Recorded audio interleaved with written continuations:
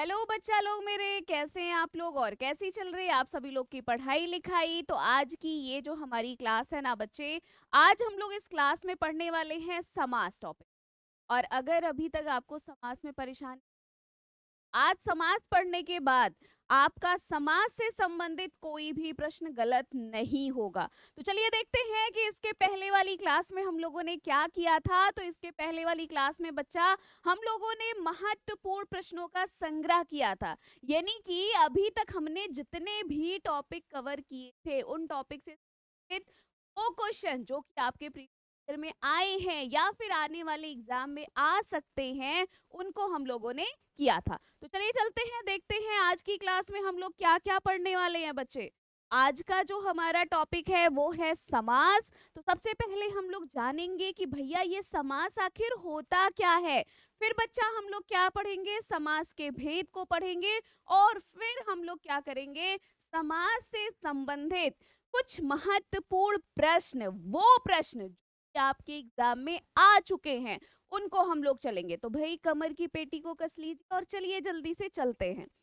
सबसे पहली बात, अगर बच्चा समास की बात किया जाए ना, तो समास कहता है देखो भाई मैं कुछ भी नहीं हूं, मैं सिर्फ वो हूं, मेरा अर्थ सिर्फ वो है, क्या है, संक्षिप्तीकरण है। संक्षिप्तीकरण का मतलब क्या होता है, छोटा करना होता है। यानी कि अगर कभी भी बच्चा आपसे प्रश्न पूछ किया जाए कि समास का शाब्दिक अर्थ क्या होता है, तो चाहे संक्षेपीकरण दिया रहे, चाहे संक्षिप्तीकरण दिया रहे, चाहे संक्षेप करना दिया रहे, कुछ भी दिया रहेगा, आपको उस पे क्या कर देना है, बस टिक करना है। ठीक है, अब बात करते हैं दो या दो से अधिक पदों के मेल से जब एक नया शब्द बनता है तो उस शब्द रचना विधि को ही क्या कहा जाता है, समास कहा जाता है। क्या कहा गया है कि भाई दो या दो से अधिक पद, यानी कि जो शब्द जब क्या हो जाते हैं, वाक्य या वाक्यांश में आ जाते हैं, तो उन्हें पद कहा जाता है।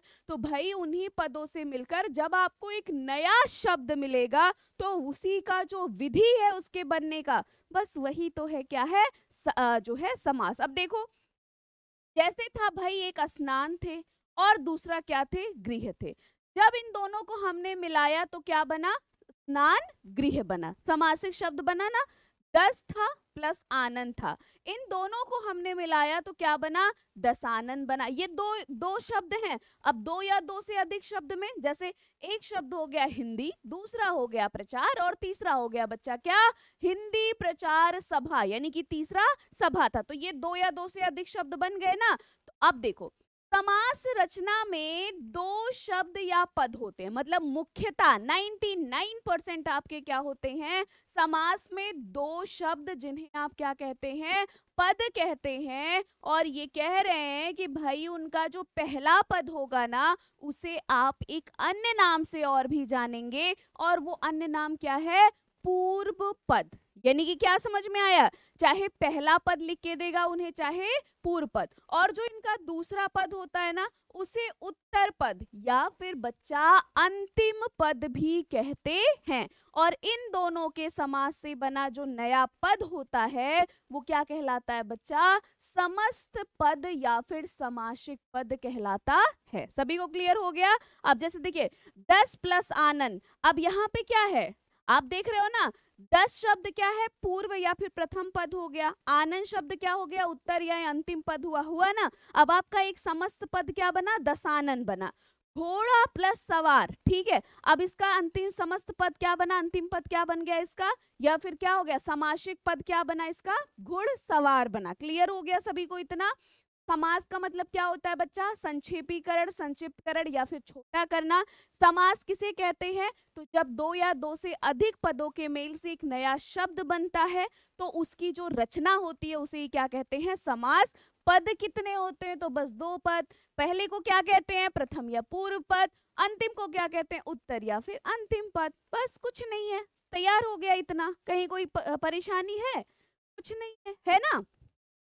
अब देखिए, अब अब बात आता है कि अच्छा ठीक है, समास तो मैडम समझ में आ गया, उसके बाद हम लोग एक पढ़ते हैं ना समास विग्रह, जरा उनके बारे में थोड़ा बताए। तो कुछ नहीं है, वो भी क्या कहते हैं, वो कहते हैं कि जब समस्त पद के सभी पदों को अलग अलग किए जाते हैं, तो भाई वो जो प्रक्रिया होती है, अब समस्त पद को तो उसमें जोड़ा गया था समास में, लेकिन जब हम उन पदों को क्या करेंगे बच्चे, अलग अलग करेंगे, तो उनको अलग करने के लिए कुछ तो प्रक्रिया का प्रयोग करना पड़ेगा ना।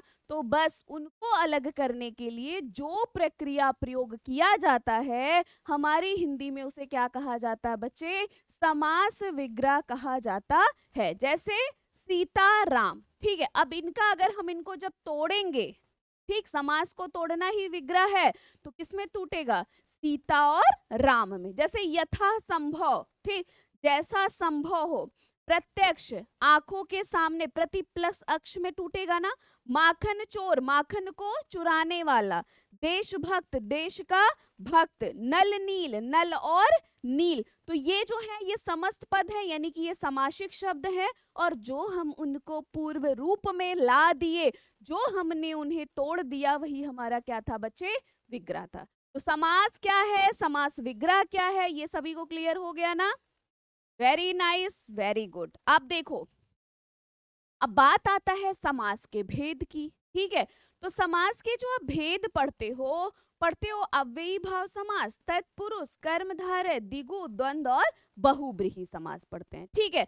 अब इसमें क्या होता है कि ये जो हमारे तत्पुरुष समास होते हैं ना, इनमें बच्चा कारक का प्रयोग किया जाता है। दो कारक नहीं आते हैं। कौन कौन से नहीं आते हमारे, एक कर्ता कारक होता है और संबोधन कारक। इन दो कारकों को छोड़कर बाकी जितने भी कारक होते हैं उनका प्रयोग आप तत्पुरुष समास में करते हो। यहाँ पे देखो, एक बार पिक्चर देखने से पहले क्या देख लिया जाता है, ट्रेलर देख लिया जाता है। तो भाई इनको हम आगे बढ़े, इनसे पहले थोड़ा इनका जान लेते हैं। ये जो हमारे अव्ययी भाव वाले भैया है ना, ये कहते हैं बच्चा कि हमारा प्रथम पद प्रधान होता है। प्रथम पद कोई अव्यय या उपसर्ग होगा, अंतिम पद कोई संज्ञा या विशेषण होगा। तत्पुरुष कहते हैं कि भाई हम जो प्रधान होते हैं, हमारा अंतिम पद प्रधान होता है, ठीक। कर्मधारय भैया कहते हैं कि हम किससे, हम विशेषण प्लस विशेष से हैं।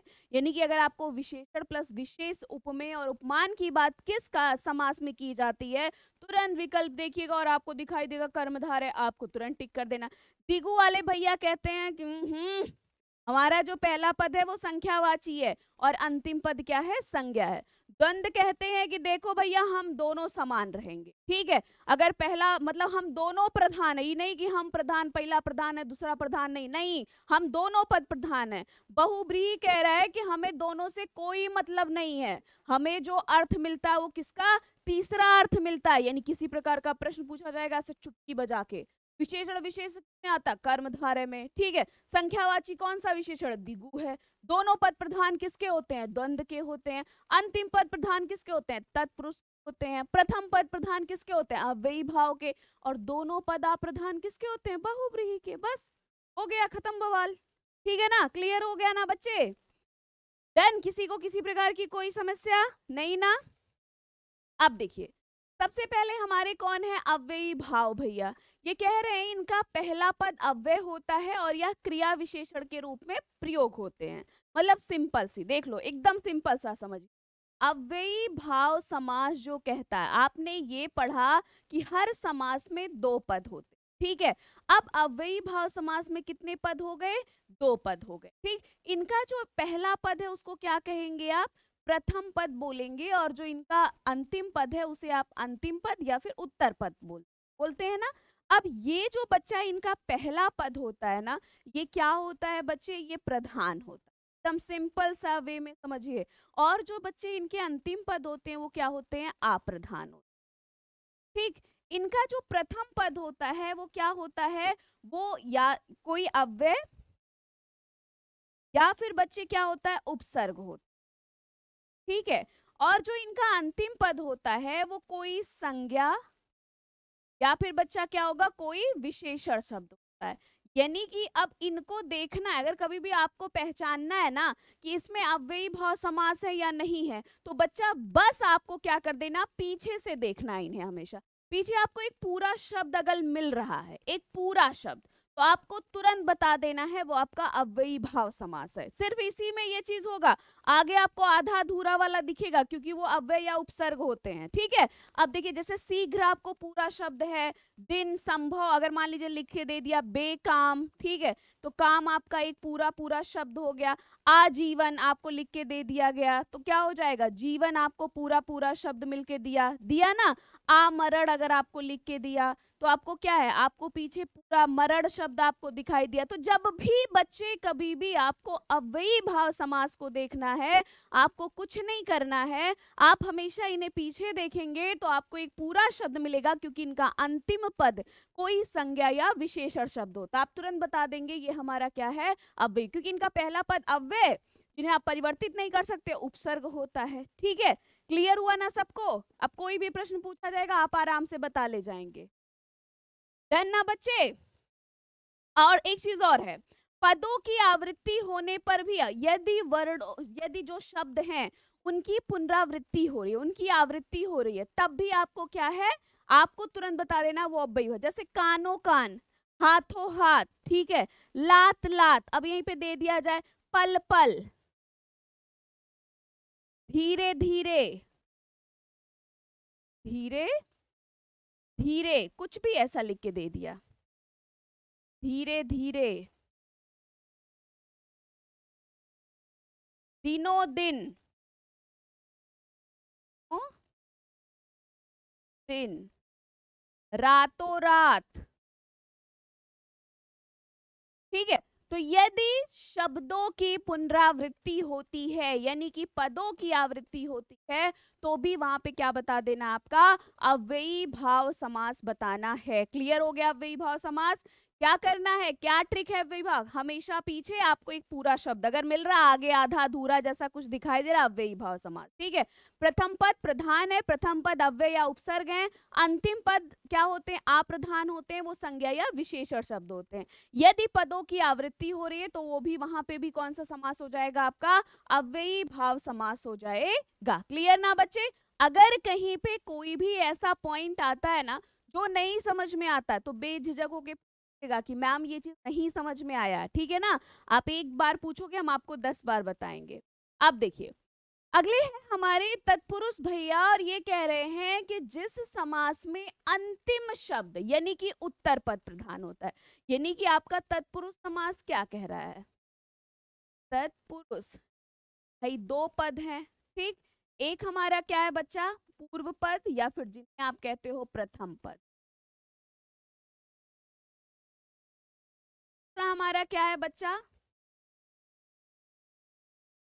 उत्तर पद या फिर जिन्हें आप कहते हो अंतिम पद। ये कह रहे हैं कि हमारा जो पूर्व पद है वो क्या है, जल्दी से बताइए, इनका पूर्व पद गौड़ होता है और इनका जो उत्तर पद होता है वो क्या होता है बच्चा, वो प्रधान होता है। ठीक है, और इसमें क्या हो जाता है, इसमें आपको कारक के बारे में पता चलता है, 6 कारक होते हैं तत्पुरुष समास में। तो आपका क्या हो जाता है, जैसे देखिए सबसे पहले क्या होता है, कर्म कारक। कर्म कारक की अगर हम बात करते हैं, आप सभी को हमने कर्म जो है पढ़ाया है कारक में, जो कर्म होता है वो क्या है भाई, करता है, कर्ता जब किसी काम को करता है तो उसका किसी के ऊपर प्रभाव पड़ता है, और जिसका उसके ऊपर प्रभाव पड़ता है वही आपका कर्म कहलाता है ना।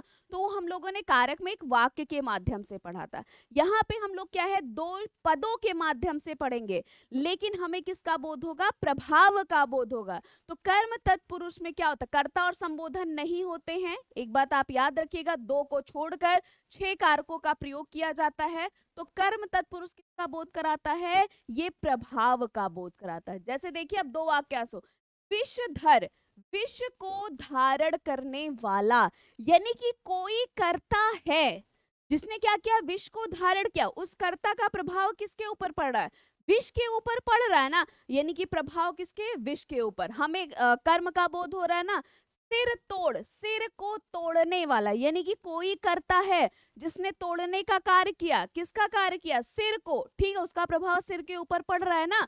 माखन चोर, माखन को चुराने वाला, ठीक है। आप कहोगे गगन चुंबी, गगन को चूमने वाला, यानी कि कोई करता है जो गगन को चूमने का काम कर रहा है और उसका प्रभाव उसके ऊपर पड़ रहा है। तो कर्म हमेशा क्या है, प्रभाव का बोध कराएगा। इसमें जो आपको विभक्ति लगती है वो को विभक्ति, यानी कि जब दो पदों को आप तोड़ेंगे तो आपको कोश आपको क्या होगा, दिखाई देगा। ठीक है ना, समझ में आ गया सभी को। अब देखो ये जो हमारे करण भैया हैं, करण भैया कहते हैं हम बोध कराते हैं किसका, साधन का। ठीक है, हमारे में क्या विभक्ति लगती है, आपको से भी दिखाई देता है और द्वारा भी दिखाई देता। अब साधन का, जैसे शोकग्रस्त, ठीक, यानी कि वो जो ग्रस्त हैं वो किससे ग्रस्त हैं, शोक से, यानी कि उनके लिए साधन के रूप में क्या है, उनका शोक ही तो है, उनका दुख ही तो है ना साधन के रूप में। तो आपको शोक से ग्रस्त हो रहा है ना। मदांध, मदांध मतलब क्या होता है, मद से अंधा, यानी कि वो जो अंधे हुए हैं, किसमें अंधे हुए हैं, नशे में। ठीक है, उनमें साधन के रूप में वो क्या है उनके लिए, जो अंधे होने के लिए, तो वो मद है, वो नशा उनके लिए क्या है, साधन के रूप में। काम चोर, काम से जो चोरी करता है, यानी कि वो कार्य को कर रहे हैं चोरी वाला, मतलब किससे, काम क्या हो जाएगा यहाँ पे, साधन के रूप में क्या है, काम ही है ना। तो बस आपको लिख के दे दिया जाए कि तुलसी कृत, तुलसी द्वारा रचित। ठीक है, तो आपका क्या है, मतलब वो जो रचना लिखी गई है वो किसके द्वारा लिखी गई, तुलसी के द्वारा लिखी गई है। तो चाहे से चाहे द्वारा अगर दिखाई देगा तो वो करण तत्पुरुष, करण तत्पुरुष हमेशा जो बच्चा बोध कराता वो किसका, साधन का बोध कराता। क्लियर हुआ सबको। आगे देखिए संप्रदान। संप्रदान क्या है बच्चे, ये हमेशा बोध कराता है कुछ करने के लिए। क्या है, कुछ करने के अर्थ में। ठीक, विभक्ति चिन्ह क्या होता है, के लिए होता है, मतलब यहाँ पे किसी के लिए कुछ किया जाता है। जैसे देवालय, यानी कि वो स्थान है वो किसके लिए है, देवता के लिए है। ठीक है, तो यहाँ पे आलय मतलब स्थान, किसके लिए, देव के लिए। देवालय देव के लिए आलय, न्यायालय न्याय के लिए आलय, मतलब वो स्थान है वो किसके लिए है, न्याय के लिए है, मतलब कुछ करने के लिए ही तो है ना वो। तो यहाँ पे हमेशा इसका बोध होता है। अपादान, अपादान में क्या होता है बच्चा, से विभक्ति इसमें भी होता है, लेकिन ये किसका बोध कराता है, अलगाव का। ठीक है, अलगाव का बोध। जैसे देखिए अन्नहीन, अब अन्न से हीन, यानी कि वो अन्न से क्या हो गए हैं, अलग हो गए हैं। नेत्रहीन, नेत्र से हीन, यानी नेत्र से क्या है वो, हीन है। ठीक है, ऋण मुक्त, ऋण से क्या हो जाएगा, मुक्त, मुक्त, यानी कि वो ऋण से क्या हो गए हैं, अलग हो गए हैं। तो जब आपका क्या हो जाएगा, अलगाव का बोध होगा तो वहां पे अपादान, उसमें भी से विभक्ति लगेगा। और बच्चा जब आपका साधन का बोध होगा तो वहां पे भी से विभक्ति लगेगा, लेकिन जब अलगाव होगा तो अपादान, और जब साधन होगा तो क्या होगा बच्चा, करण कारक होगा। समझ में आया ना, देख रहे ना कितना इजी सा है, बहुत इजी है, बस खाली ऐसे लगता है देखने में, अरे रे रे तो बहुत कठिन है। अब देखो संबंध में आप जान ही रहे हो, का की के, और किसका बोध कराते हैं, ये बोध कराते हैं संबंध का। जैसे देखिए भूदान, भू का दान, यानी कि जमीन का दान। गुरु सेवा, गुरु की सेवा। कन्यादान, यानी कि उस दान का संबंध किससे है, कन्या से है। अधिकरण जो होता है इसमें क्या आ जाता है, में और पर आता है बच्चे। ये किसकी सूचना देता है, ये आधार की सूचना, यानी कि कोई करता है, जब वो कोई कार्य करता है उसका जिसके ऊपर प्रभाव पड़ता है वो हमारा क्या हो जाता है बच्चे, अधिकरण का आपका हो जाता है। ठीक है, अब जैसे देखिए नरोत्तम, यानी कि नरों में उत्तम, मतलब उनका उत्तम होने का आधार क्या है, वो नर है। रणवीर, रण में वीर, यानी कि उनके वीर होने के आधार क्या है, वो रण है, वो रणभूमि है। मुनि श्रेष्ठ, मुनियों में श्रेष्ठ, उनके श्रेष्ठ होने के आधार क्या है, वो मुनि है। तो अधिकरण हमेशा किसकी सूचना देता है बच्चे, आधार की, और अधिकरण में क्या हो जाता है, में और पर हो जाता है। सभी को समझ में आया? कारक जितने लोगों ने पढ़ा होगा तत्पुरुष का कभी आपका गलत नहीं होगा। बस कारक में वो चीज आपको वाक्य के माध्यम से दिखता है बच्चा, यहाँ पे आपको दो शब्दांश, दो पदों के माध्यम से उस बात का पता चलेगा, बाकी सारा बोध वही कराएंगे। तो क्लियर हो गया? प्रथम पद गौड़ किसका है? तत्पुरुष समास का प्रथम पद क्या हो जाता है? गौड़। अंतिम पद क्या होता है? प्रधान होता है। इसमें किसकी बात की जाती है? इसमें कारक की बात की जाती है। इसमें दो कारक प्रयोग नहीं होते, कौन सा? एक कर्ता कारक और दूसरा क्या है? संबोधन कारक। इन दो कारकों को छोड़कर बाकी सभी कारकों में विभक्ति चिन्ह लगाकर दो पदों के बीच में क्या बताया जाता है बच्चे? संबंध को बताया जाता है। क्लियर ना? वेरी गुड, बहुत बढ़िया। आगे देखिए हमारा है कर्मधारय। अब देखिए कर्मधारय, कर्ता तत्पुरुष को ही कर्मधारय समास कहते हैं। इसीलिए पता है आपको कर्मधारय समास को एक अन्य नाम से इसको समानाधिकरण तत्पुरुष समास भी कहते हैं। अन्य नाम क्या है? समानाधिकरण तत्पुरुष।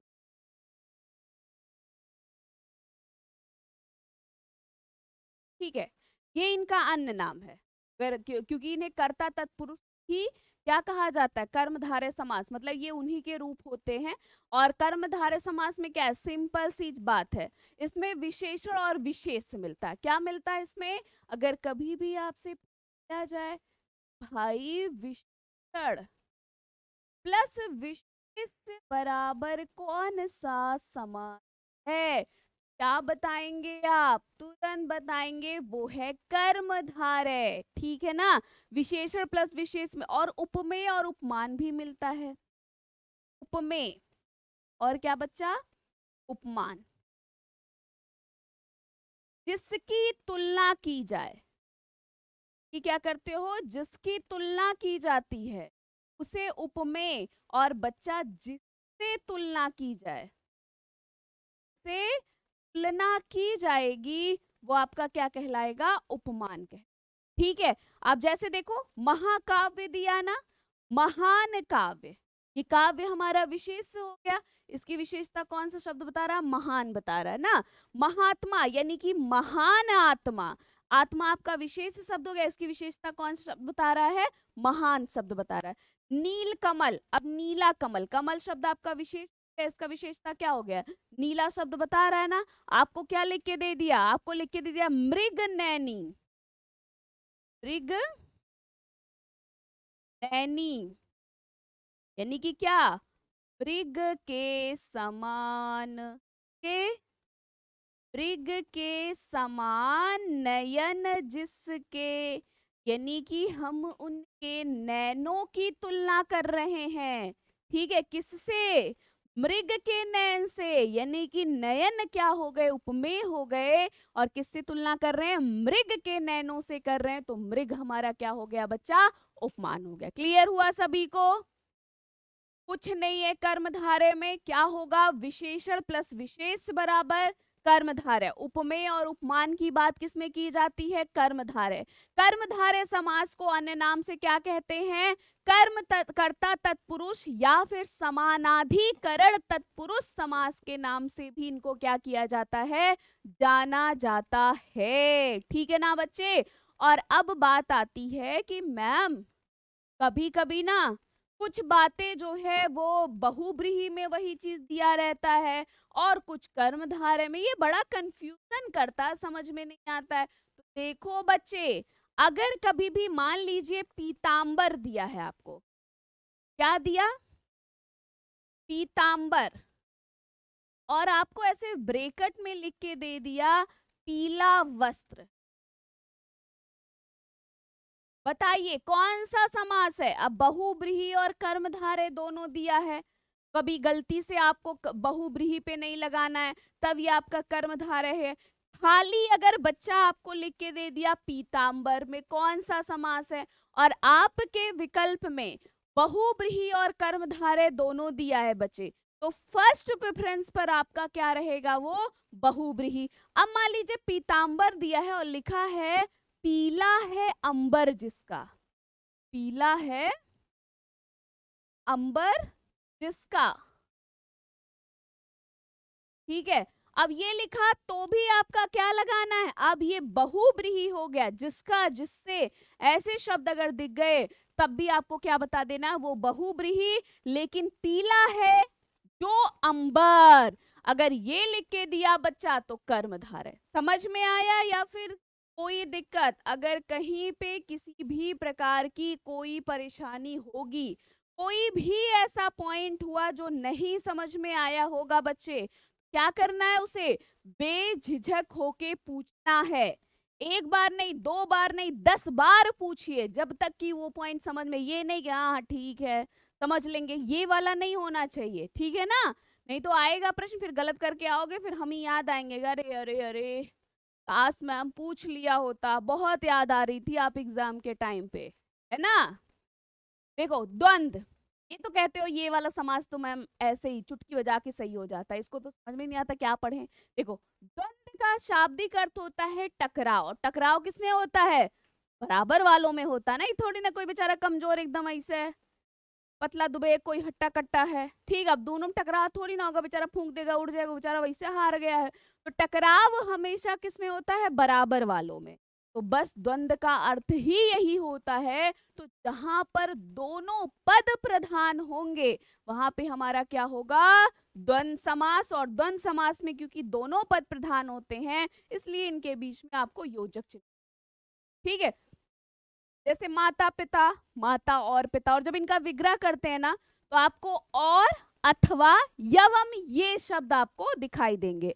अब जितना महत्व माता का है उतना ही महत्व पिता का है। सीता राम, सीता और राम, राम लक्ष्मण, राम और लक्ष्मण, दिन रात, दिन और रात, ठीक है। सुख दुख, सुख या दुख, राजा रानी, राजा और रानी, नल नील, नल और नील, ठीक है ना। जब दोनों पद प्रधान होंगे तब वहां पे द्वंद समास। द्वंद समास की क्या पहचान है, उनके बीच में योजक चिन्ह लगा रहता, और जब भी उनका विग्रह किया जाता है तो और अथवा यवम ये शब्द आपको दिखाई देते हैं, जिससे आप पहचान जाते हो ये है आपका द्वंद समास। क्लियर हो गया ना, डन बच्चे। चलो आगे हमारा है दिगु। अब बोलोगे मैम दिगु भी ना बहुत इजी सा है, इसको भी पढ़ने का मन नहीं करता कि कुछ है ही नहीं, बचपन से पढ़ते आ रहे हैं कि दिगु मतलब क्या हो गया भाई, दिगु समास है। समास में हम लोगों ने कितने पद पढ़े, 2 पद पढ़े ना। एक हमारा है कौन, प्रथम पद, तो हम लोग पूर्व पद भी कहते हैं, और दूसरा हमारा क्या है बच्चा, अंतिम पद, है ना। इनका जो पूर्व पद या प्रथम पद होता है संख्यावाची, क्या वाची, और इनका जो अंतिम पद होता है वो क्या होता है बच्चे, वो कोई संज्ञा शब्द। और ये किसका बोध कराते हैं, समाहार। समाहार अर्थात समूह का बोध कराते, ठीक है ना। जैसे मान ले लिख के दे दिया 6 माही, अब 6 मास, यही तो हो जाएगा ना अगर ऐसे लिखेंगे। 6 संख्यावाची विशेषण और मास आपका संज्ञा शब्द हो गया। और 6 माही मतलब क्या हो गया, 6 माहों का समाहार। समाहार का मतलब क्या, समूह, ठीक। 2 पहर, 2 पहरों का समाहार। समाहार का मतलब हमें क्या हो रहा है, समूह का बोध हो रहा है ना। चौराहा यानी कि 4 राहों का समाहार यानी कि समूह। 9 ग्रह, 9 ग्रहों का समाहार। पंचवटी, 5 वृक्षों का समाहार। त्रिफला, 3 फलों का समाहार, ठीक है। यही सब तो है ना। तो आपका क्या है, जहां पर पहला पद संख्यावाची है लेकिन भाई तीसरा अर्थ नहीं निकल कर आना चाहिए, ठीक। अब ये नहीं कि दे दिया 3 त्रिनेत्र, दिगु पे मत लगा दीजिए, 3 है नेत्र जिसके अर्थात प्रभु भगवान शंकर, तो वहां पे क्या हो जाएगा, वहां पे आपका बहुव्रीहि हो जाएगा। क्लियर हुआ ना। प्रश्न पूछा जाए कि जहां पहला पद संख्यावाची, दिगु समास, कौन सा समास है जिससे हमें समाहार या समूह का बोध हो रहा है, दिगु समास। और कोई एग्जाम्पल दिया तो बस भैया चेहरे पर हल्की मुस्कुराहट, पेन लेके ये सब तो हम लोग ऐसे ही आंख बंद करके बता देते हैं। समास समास के प्रश्न तो हमारे गलत ही नहीं होते हैं, है कि नहीं। चलो अगला प्रश्न देखते हैं।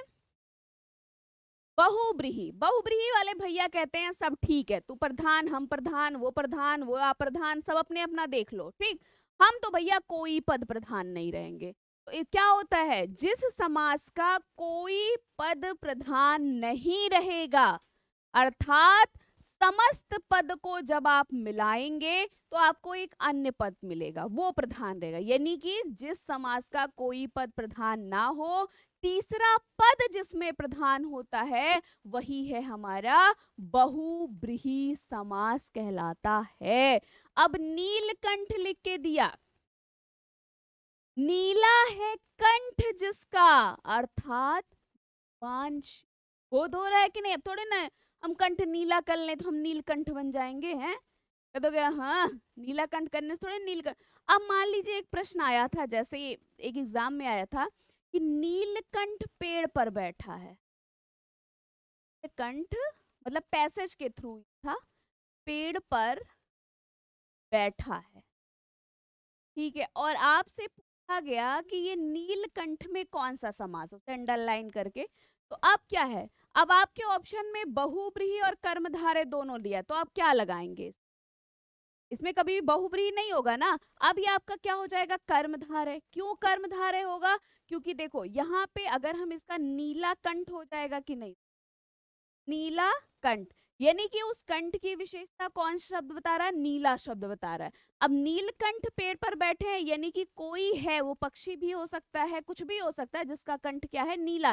भाई भगवान शंकर तो पेड़ पर बैठेंगे नहीं ना। तो इस बात क्योंकि पैसेज के तो ये बात अगर वाक्य में प्रयोग करके आपको कोई शब्द पूछा गया है उसका, तो आप इस चीज पे जरूर ध्यान दीजिए वो किस बेस पे पूछ रहा है, ठीक है। अगर आप मान लीजिए जैसे दिया था पीतांबर, हम पर कृपया करें, तो ऐसे ही कुछ करके था, थोड़ा हमको एग्जैक्ट याद नहीं आ रहा। अब पीतांबर वहां पे किसकी पीतांबर की बात की जा रही है, भगवान विष्णु की बात की जा रही है वहां पे। मतलब जिस भाव में है कि पीतांबर हम पे क्या करिए, दया करिए, हम पर कृपा करिए। अब वो पीतांबर किसको, भगवान विष्णु के, ये नहीं कि कोई पीला वस्त्र उससे कहा जा रहा है। तब यहाँ पे आपका क्या हो जाएगा, अब यहाँ पे आपके ऑप्शन में क्या लगाएंगे आप, बहुब्रीही। ये वाला पॉइंट सभी को क्लियर हुआ। अगर किसी प्रकार का कोई दिक्कत परेशानी कंफ्यूजन होगा तो भाई पूछ लीजिएगा, ठीक है। वाक्य में अगर करके देता है आपको उसका थोड़ा सा अर्थ समझना पड़ेगा कि वो किस वे में कहा जा रहा है, आप उस हिसाब से, वैसे पैसेज के तो आपको समझ में आ जाता है। और जब अकेला अगर पूछा गया है तो जो मैंने अभी बताया आपको, उन बातों का आपको क्या करना है, ध्यान रखना है, और अपने प्रश्न को गलती से भी बच्चा गलत नहीं करना है। अब बीड़ा पाड़ी, ठीक है, बीड़ा है, पाड़ी हाथ में जिसके, यानी कि कौन, किसका बोध हो रहा है, सरस्वती माता का बोध हो रहा है। ऐसा थोड़ी ना कि बीड़ा हाथ में ले लोगे तो आपको बीड़ा पाड़ी कहा जाने लगेगा। 10 आनन, यानी कि 10 है आनन, आनन मतलब मुख जिसके।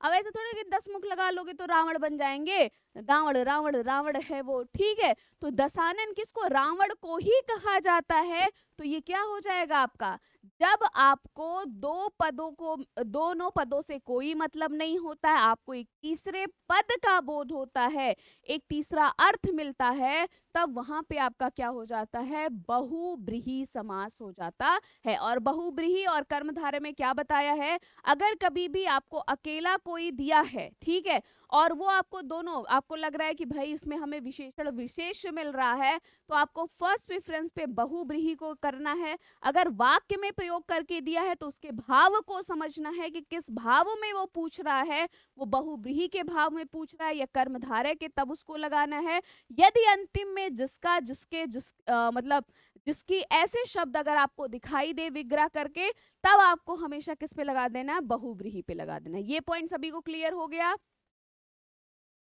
डन ना, कोई समस्या नहीं ना।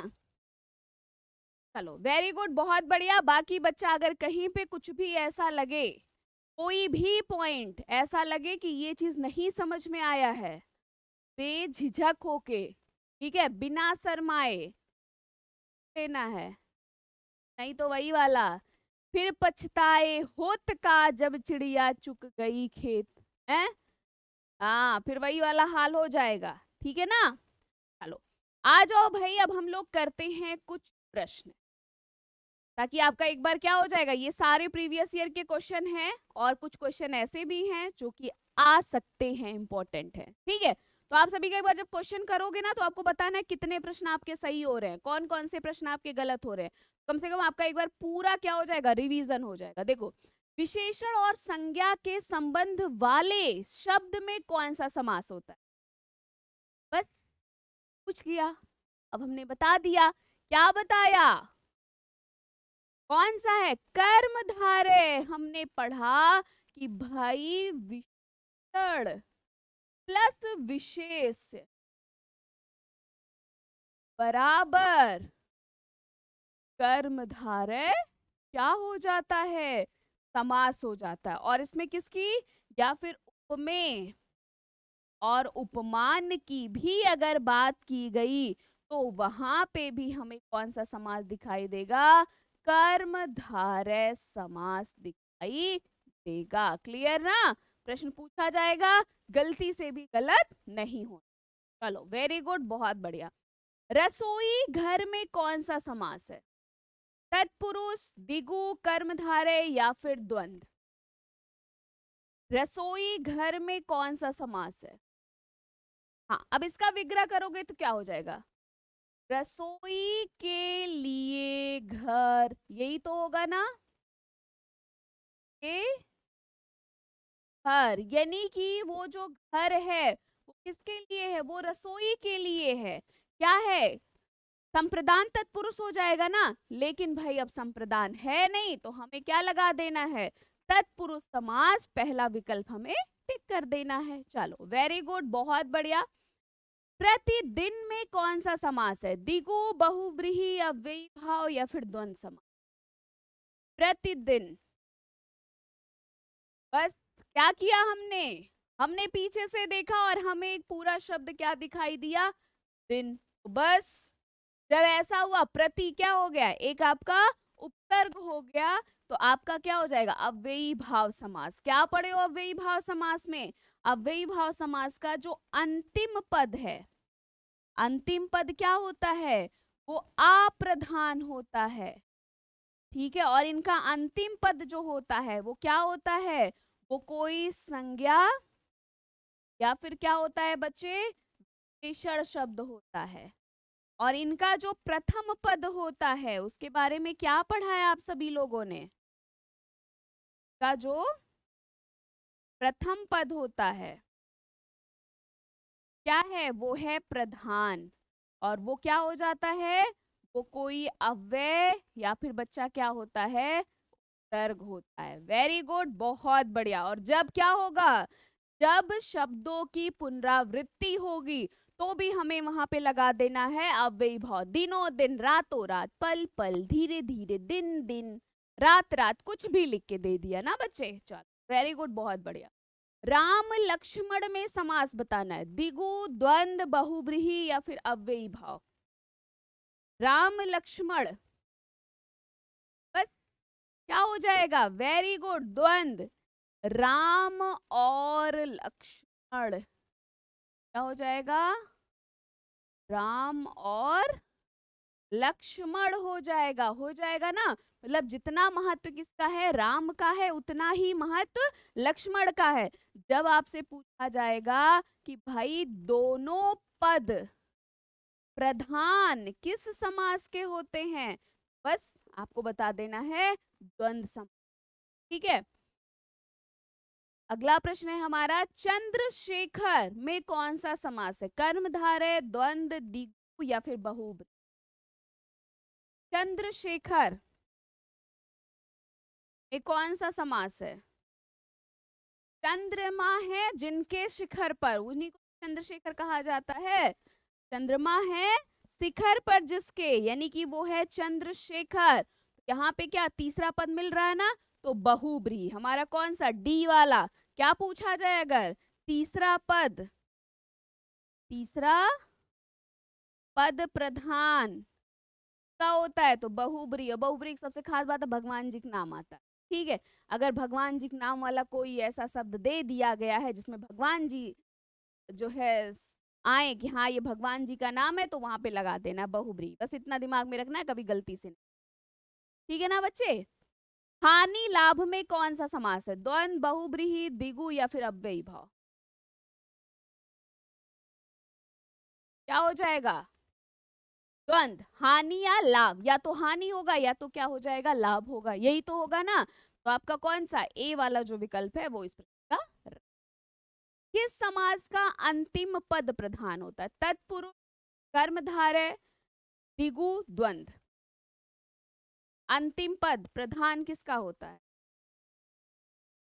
का होता है तत्पुरुष समास का, ठीक है। इन्हीं का तो क्या हो जाता है, इनका जो अंतिम पद होता है, प्रथम पद जो होता है क्या होता है, वो होता है गौड़।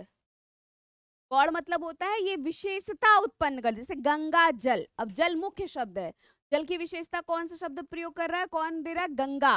राजपुत्र, राजा का पुत्र, यानी कि पुत्र तो किसी का भी पुत्र होगा, लेकिन राजा शब्द उसमें क्या उत्पन्न करें, विशेषता। और इनका अंतिम पद क्या हो जाता है बच्चे, ठीक है, क्लियर ना? वेरी गुड, बहुत बढ़िया। जिस समास के दोनों पद अप्रधान होते हैं वहां पे कौन सा समास है? द्वंद, तत्पुरुष या फिर बहुब्रीहि? दोनों पद क्या होते हैं, अप्रधान होते हैं। और हमें क्या होता है, एक तीसरा पद प्राप्त होता है, वो हमारे क्या हो जाते हैं, यस, उन्हें कहते हैं बहुब्रीहि समास। यानी कि हमारा डी वाला जो विकल्प है ना बच्चे, वो इस प्रश्न का क्या हो जाएगा, राइट आंसर। जितेंद्रिय में कौन सा समास है? द्वंद, तत्पुरुष, बहुव्रीहि, कर्मधार। जितेंद्रिय, जीता हो जिस इंद्रियों को जिसने, क्या कहा जाता है, जितेंद्रिय में कौन सा, यस, बहुव्रीहि। हमारा सी वाला बच्चा विकल्प क्या हो जाएगा इस प्रश्न का, राइट आंसर हो जाए, ठीक है, क्योंकि तीसरा पद हमें मिल रहा है। देवासुर में कौन सा समास है? बहुव्रीहि, कर्मधारय, तत्पुरुष या फिर द्वंद? देवासुर, अब क्या हो जाएगा, देवासुर का देव और असुर हो जाएगा ना, देव और असुर। देवासुर मतलब यही है ना, देव और असुर। इसमें क्या हो जाएगा, द्वंद समास। जितना महत्व देव का है उतना ही महत्व क्या है, असुर का भी है, ठीक है। तो देवासुर आपका बना, तो हमारा डी वाला बच्चा क्या हो जाएगा इसका राइट आंसर। समास का शाब्दिक अर्थ क्या होता है? संक्षेप, विस्तार, विग्रह या फिर विक्षेद? समास का जो शाब्दिक अर्थ है वो क्या है? वेरी गुड, बहुत बढ़िया। संक्षिप्तीकरण, संक्षेपीकरण, संक्षेप, कुछ भी लिख के दे दिया जाए, हमारा ए वाला जो विकल्प है वो इस प्रकार का क्या है बच्चे, राइट आंसर। निम्न में से कौन सा पद अव्ययी भाव समास है? गृहागत, आचार कुशल, प्रतिदिन, कुमारी।